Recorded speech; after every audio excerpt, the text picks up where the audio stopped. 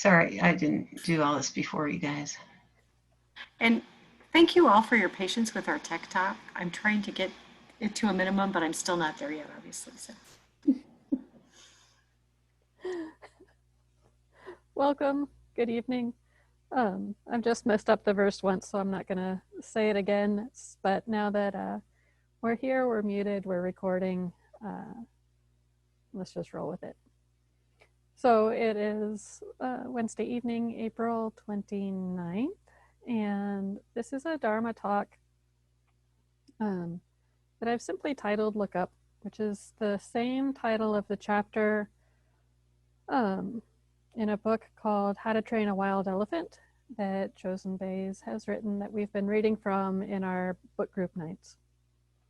And I actually asked to have that chapter read last week because that phrase look up has particular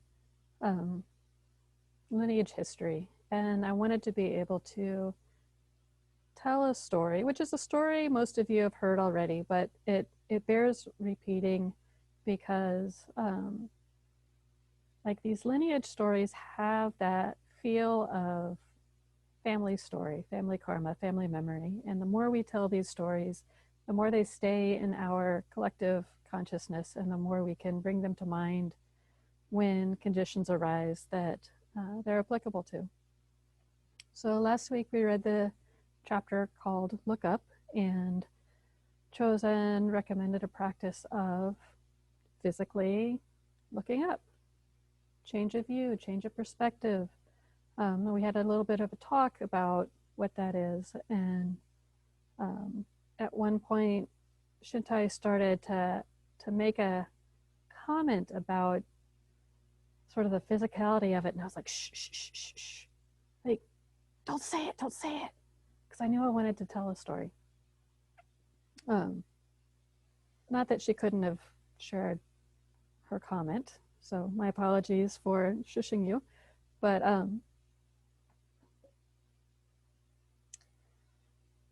the story that I wanted to tell is also written in the basic elements of Zen practice. So this is something that we just read for our book group relatively recently. So this will sound familiar to many of you, but this comes from a chapter written by Kyogen, who was my teacher. And the chapter is called The Paradox of Effort and Non-Effort. And in this chapter, he tells a story about a time that he had when he was training at Shasta Abbey.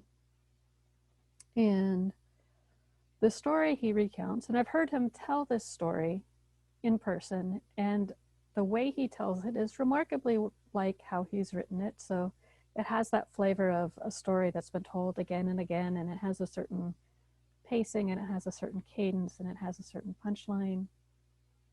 But here's the story as it is in the basic elements of Zen practice.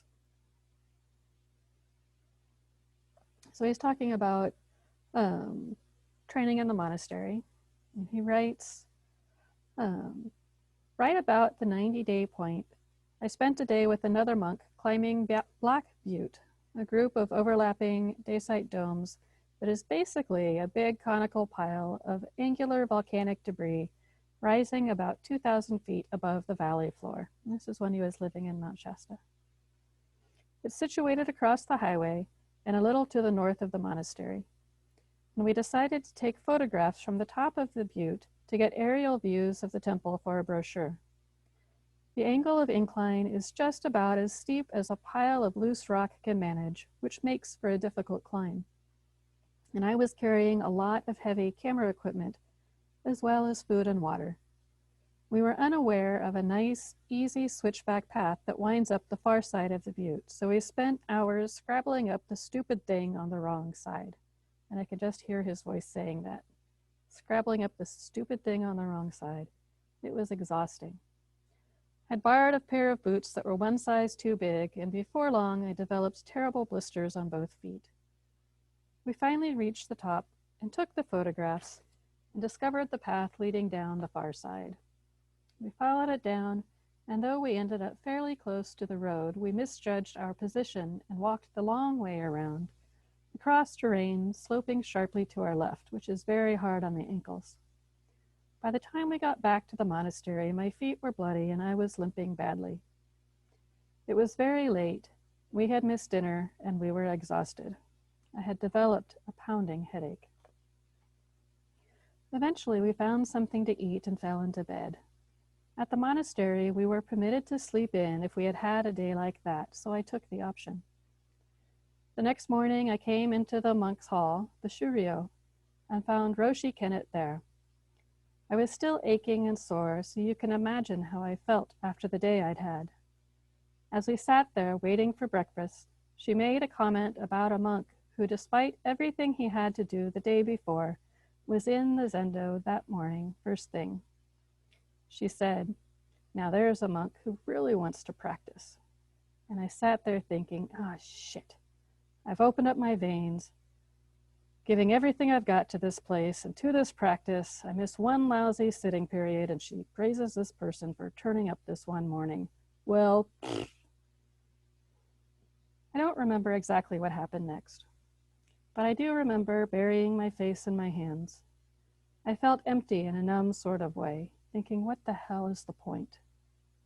Roshi asked me what was going on, pressing me, and I said, there's just no love here. What I meant was that I felt completely unseen. That's what I felt. At that point, she got up and walked across the room and looked into my eyes, muttered, and went back to her seat. About then, breakfast arrived and the bell was struck.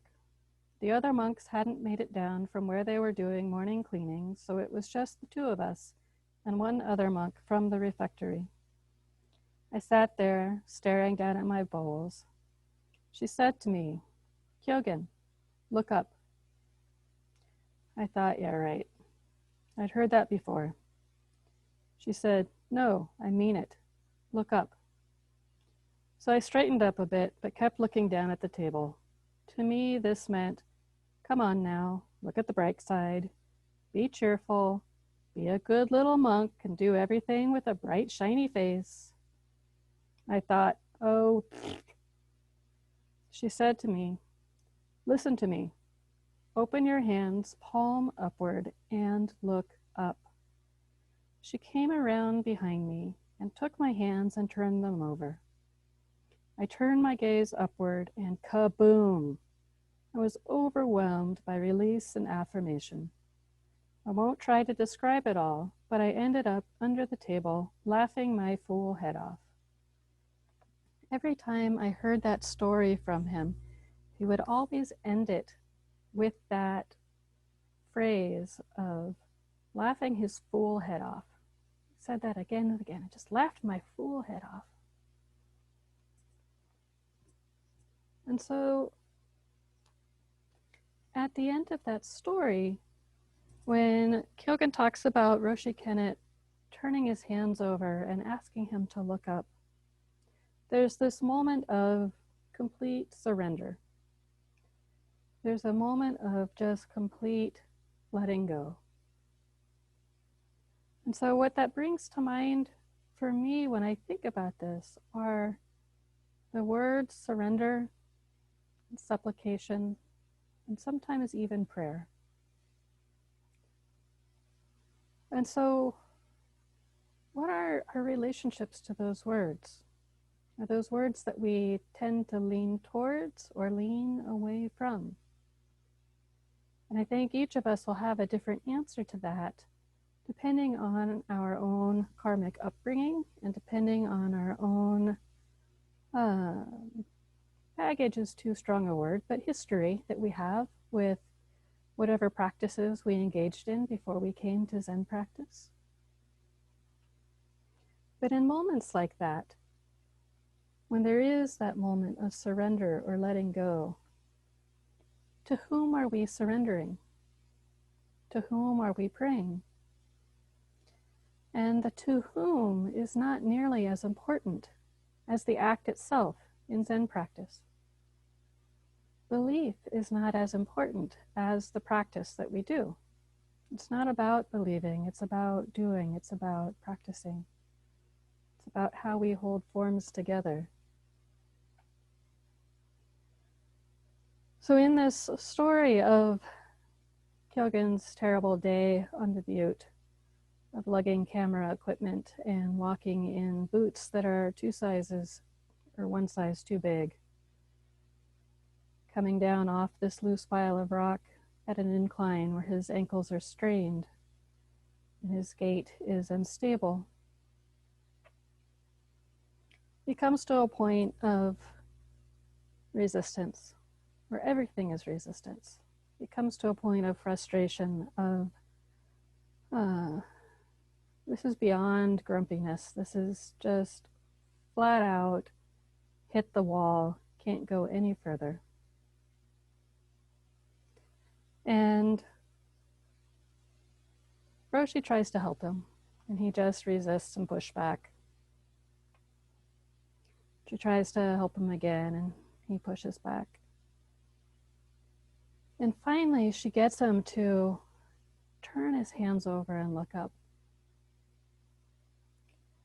And part of what sticks into my mind as I listen to or recount this story that Kyogen had on the butte is I'm very intrigued by his reluctance to ask for help, or his resistance for asking for help.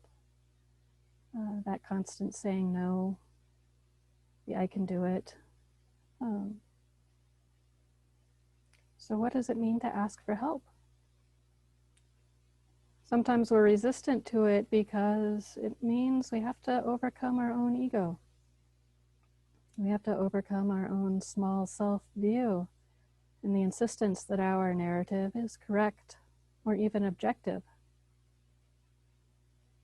That it becomes about realizing that our view and our narrative is subjective, and that our view is biased by karma and habitual mental patterning.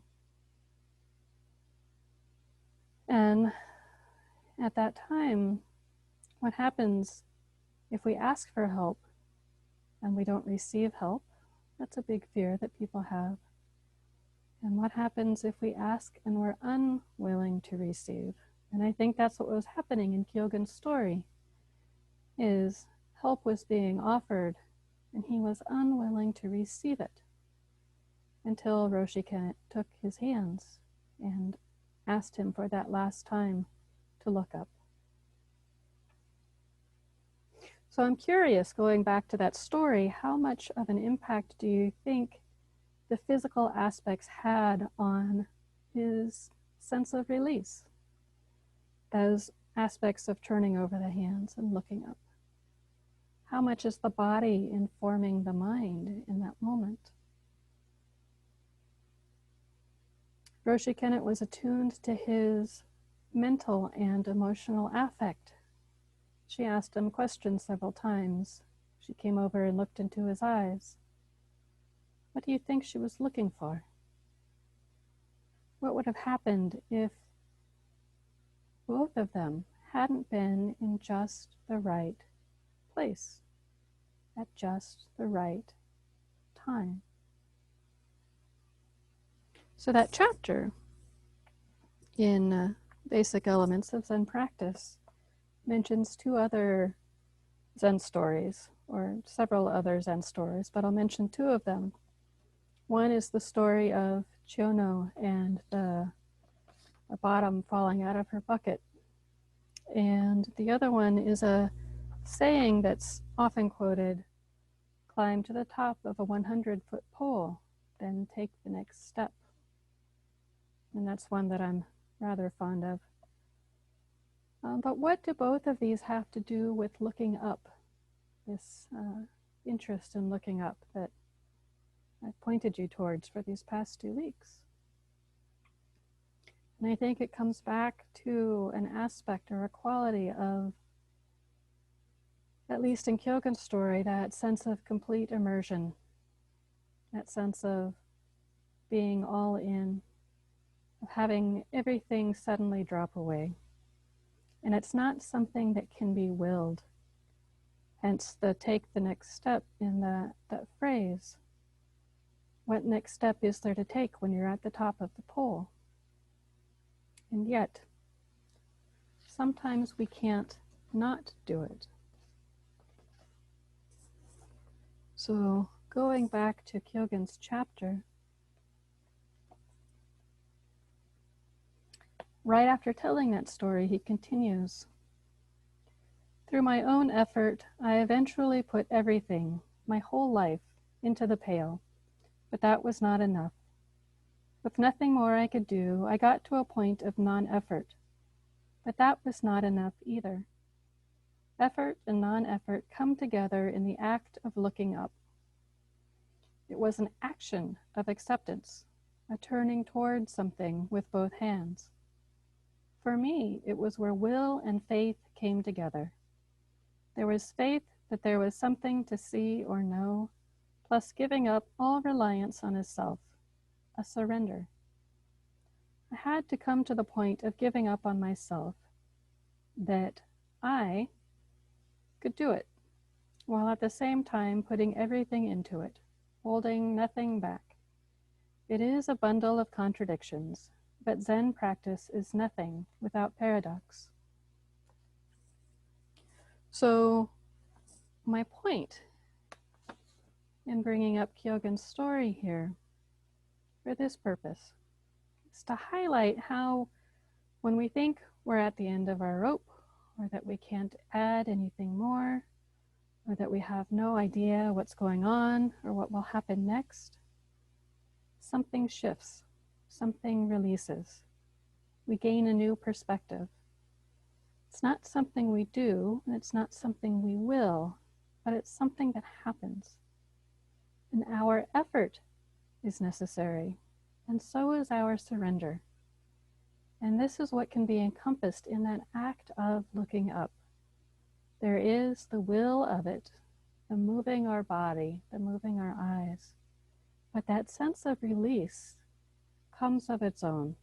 And that takes faith, and that takes trust. And so oftentimes I like to end my talks with a little bit of an encouragement, or here's a thing you can do out in your own life.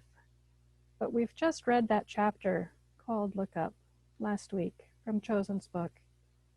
And I think I simply just want to end with that, to continue playing with that sense of looking up, to see what you see when you look up at the sky, or you look up at a ceiling, or leaves in the trees. To notice the difference of what looking up is if you're feeling happy and relaxed versus tense and frustrated, or angry, or I don't know what's going to happen next and it's completely freaking me out because everybody's doing it wrong. All of these things bring different qualities to our acts of looking up. So with that, I'll end that short little talk there and open it up for questions and comments and discussion. Thank you.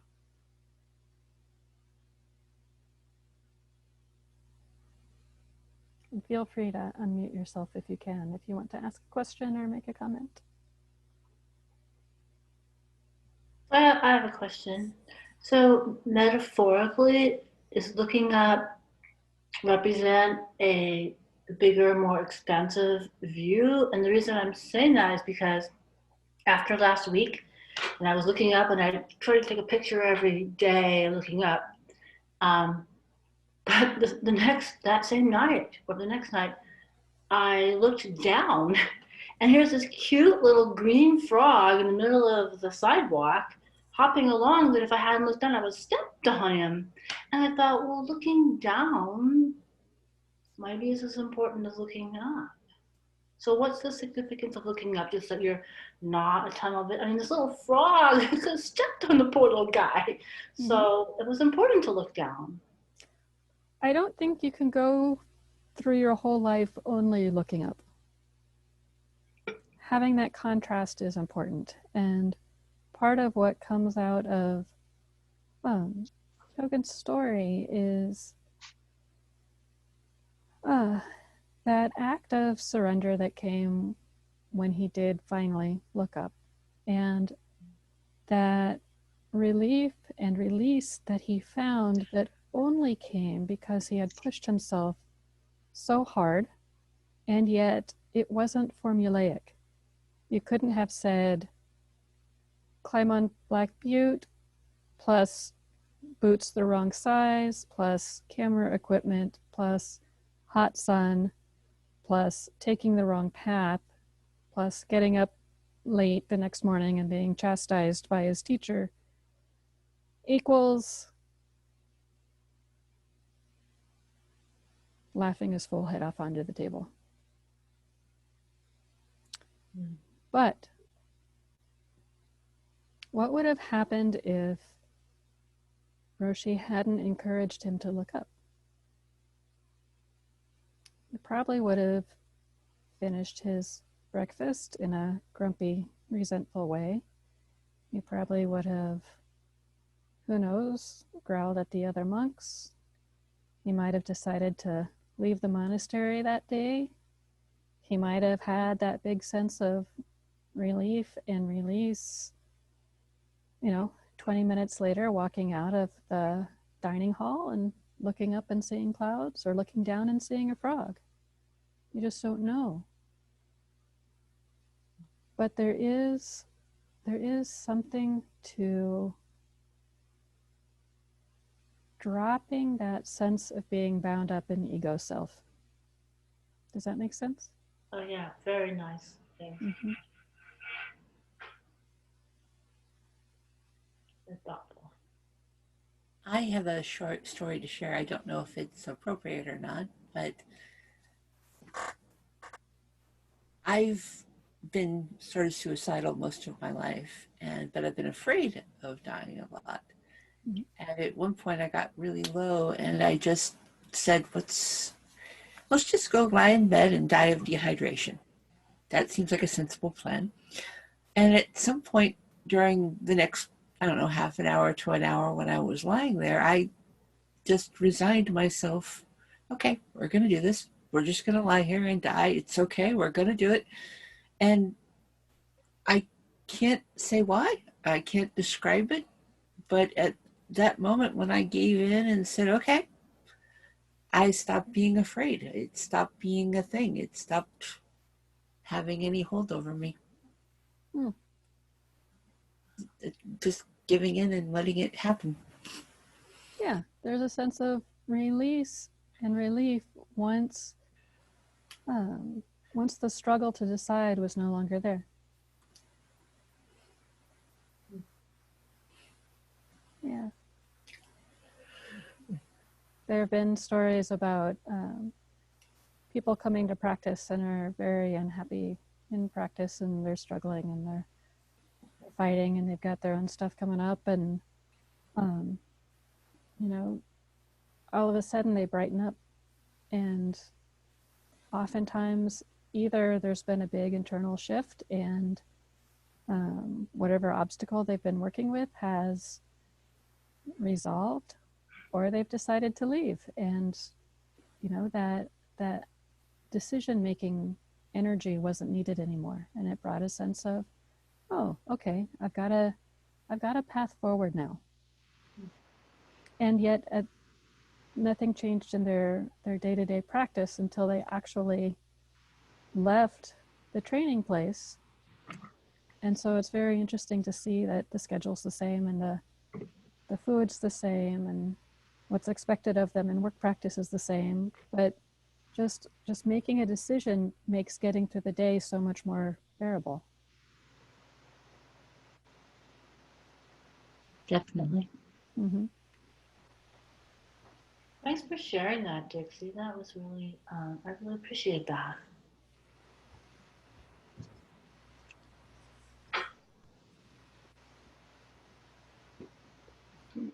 So it's mysterious to me how Roshi Kennett knew to do that at that moment. Do you learn that in secret? And priest teacher training school. How did she know that? Um, I think she knew Kyogen very well. Hmm. And, you know, when I think about her own training, she went through a lot training in Japan, and she really had to learn how to read a situation and read how bodies hold forms. And she was a Western woman, the only woman in a male training temple, and she had to be very, very. I lost my word. Aware? Astute? Close. Intuitive? Perceptive? Yeah, whatever. She had to really pay attention to. Yeah. She really had to pay attention. Attuned. That's it. She was attuned to her environment, and from what I heard of her, I never met her, but what I heard of her, she was quite perceptive. It's such a classic, you know, it's story, just like the ones that you read of masters and disciples. Only it's a real life story that happened to someone that I know, and it's very mysterious. That part, the part of complete surrender, is not mysterious to me. It's beautiful and magnificent and important, but not, you know, not mysterious, because I've had that experience. But to have somebody be able to sort of like induce that at that moment, yeah. Yeah, we don't tend to tell stories about the misses. Good point. Yeah. Yeah. Both times I've heard the story, I've kept running over my head. What does look up mean? What did he possibly get out of that? Was it seeing her? Was it knowing that somebody else was thinking the same thing? Was it coming out of what was it? It's almost like a koan in that you can't put it down. You have to keep thinking about it and trying to find an answer, and knowing that no answer could possibly be appropriate because I wasn't there. But also keep in mind that a lot of those koans, we get wrapped up in the outside. We get wrapped up in the words or the events or the environment. And what they're really pointing towards is a shift inside. And it's really hard to see an internal shift. And Roshi Kennet could see in Kyogen his struggle, his fighting, his resistance, his obstinance, his complete and utter misery and fed upness with everything. And she was just able to help him change his view slightly, such that all of that inner resistance shifted. And it shifted in such a way where he could see himself really clearly. And he could see all of his own obstinance and resistance and crankiness, and he could see it in such a way that it was very clear and sharp. And like, who couldn't laugh at yourself in that situation? Like he went from hating everything to just seeing the sheer ridiculousness of it. And yet at the same time, I don't think it's the ridiculousness that he was laughing at. I think that his view shifted to something more vast, where his obstinance contrasted with that was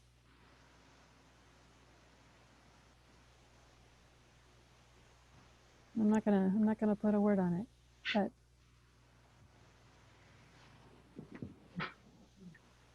Shintai, have you heard him say anything else about that story? About that aspect of that story? No, I was kind of lost in my own musings about that story as you were speaking. I'll just add a comment. I was thinking that, so sorry, I don't have anything to add about that part of it, but Okay. I was thinking it's really, feels really timely that you would remind us of this story right now because, and especially emphasizing this aspect of like being constrained and having nothing go right and losing a lot of like, I think of that hike that he describes, you know, and sometimes I initially hear the story and think, why did he go into so much detail about the hike? But it sets the stage for this like loss of control and you're trying and nothing's going right. And then and then just the frustration with her remark and just this complete like relaxing into your circumstance in your life and who you are right then. And I feel like this is, you know, here we all are, like on Zoom, confined to our homes for the most part, feeling, you know, feeling constrained and limited in a way that I've never experienced. And there's great, it occurs to me as you talk, I don't really know exactly, but feels like there's great potential in the moment for us, like just to really to just really be with what we're experiencing, and there's a way that we can let go into this circumstance that I just hadn't considered before. It's a moment of deep, deep acceptance. It's not easy. Mm-mm. But it's helpful to be reminded that we know that internal space, even though our circumstance is really weird. The internal work is the same. Yeah. And part of what Zazen helps us do is get a sense for how that feels to have something shift or to have an obstacle clear or release. And the more familiar we get with that feeling of inner release or inner letting go, inner surrender, the more we can notice that and help move it along. The same way Roshi Kennett helped move it along for Kyogen. We can see ourselves all bound up and say, oh, okay, I'm just all bound up. It will shift.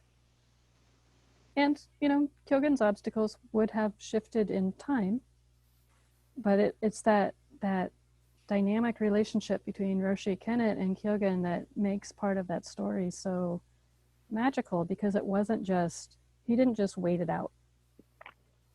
That there was somebody there to help. I think for me, that's like Teiko. That's the part of the story I was most curious about. And I think for me, it's the piece where it sounds like she touched his hands and helped him turn his hands over, and that she was standing behind him. Mm-hmm.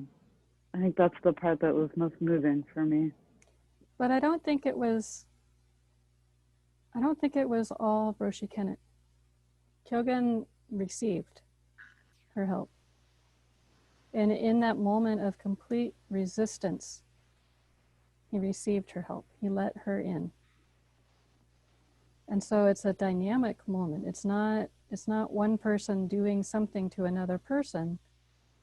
It's the two of them working in concert to bring about this moment of opening. So there's trust there. There's a lot of trust there. I think I just thought of an experience I had as a young teenager, 12 or 13 or so, at an open AA meeting with my mother, where an older woman came up to me and looked in my face and said, she just looked in my eyes and she said, "It's not your fault." And I didn't fall on the floor laughing my full head off, but I did have this enormous experience in which I understood the whole program and I totally got it. And it was very much like that. And so what you just said about be about receiving, people probably say stuff to us all the time that if we were there, we would become instantly enlightened. You know, somebody could, but maybe, you know, we're just not hearing it. We're not there all the time. I remember a time training at Zen Mountain Monastery where I went into Sanzen with the monastic abbot, Ryushin Markai, and I remember being in this very frustrated place where I loved doing bows, but I never wanted to get up off the floor. I just wanted to stay in that bowed position. And he gave me some answer that felt so right about the importance of getting up and accepting responsibility. And he used almost exactly words that Kyogen had been saying to me for a decade. But it was only in that moment with that voice that I could receive them. And I don't, you know, I credit Ryushin Sensei with that, but I also credit Kyogen with that because, you know, he had been saying the same things to me, but it was only when I was ready to receive it that I could hear it.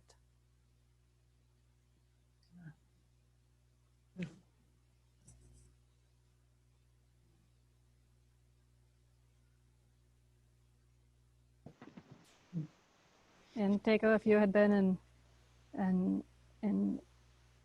angry teenager with all sorts of swear words, scowling at this woman and backing away from her, then you probably would have received her words differently.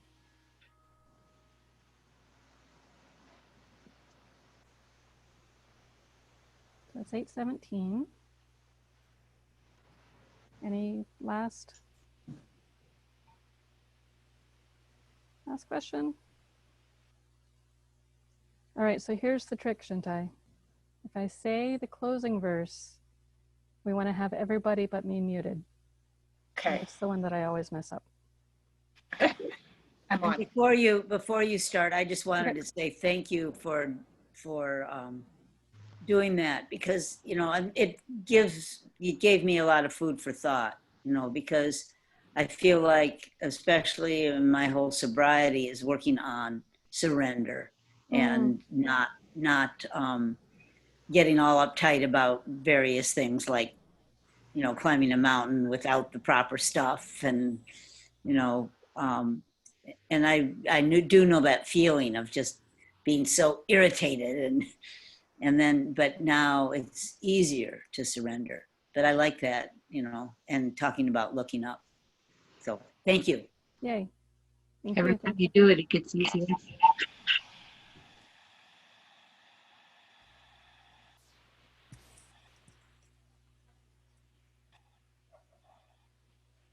The universe is a boundless sky. Just as the lotus is not wetted by the water that surrounds it, the mind is immaculate and beyond the dust. Let us bow to the highest Lord. All Buddhas throughout space and time, all honored ones, bodhisattvas, mahasattvas, wisdom beyond wisdom, maha prajna paramita.